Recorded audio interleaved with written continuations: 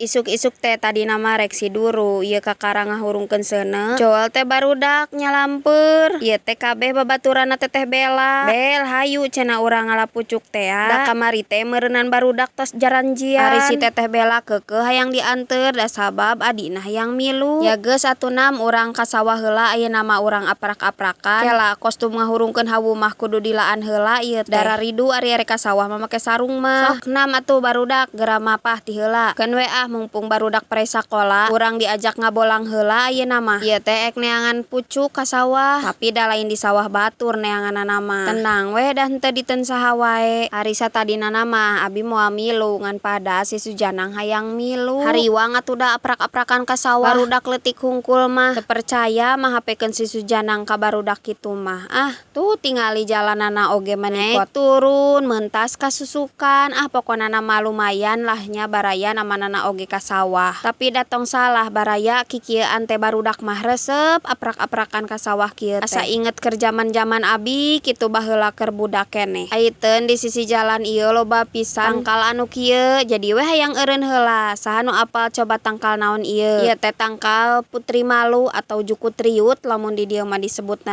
teh. Tingali salpok di sawah ayeuna keur usum beurit baraya di dieu mah. Mare karak barijil oge meuni raruksak pisan. Pantes we harga beas teh meningkat mahal ayeuna namanya baraya. Ngomong-ngomong ieu teh tos dugi ka sawah anu ditujunana teh. Ieu barudak paburincai aya anu kasaung, aya anu erek ngala balingbing anu haseum. Pajarkeun teh rek maretis cenah make anu haseum. Tuh tingali barudak kalaka ting arokel. Tah da abi mah langsung we kana tujuan abi rek ngalapucuk. Tah ieu baraya nya pucukna teh. Ieu teh pucuk petei Cina lamun di batur mah. Da lamun di dieu mah diparebutkeun tah aya oge ieu teh pucuk mareme sami baraya pucuk mareme oge tiasa dirujak enak pokona mah. Dilalab oge enak baraya pucuk mareme mah. Cikan saha di dieu anu pernah ngarujak pucuk mareme KHD komen nya baraya. Lain ieu teh da padahal mah barudak anu rek ngarapucukna teh tapi da kalakah emakna nu riweuhna mah. Barudakna mah kalah riweuh kana naon wae. Baraya wayahna nya videona disaware-saware heula sabab panjang pisan ieu teh durasina.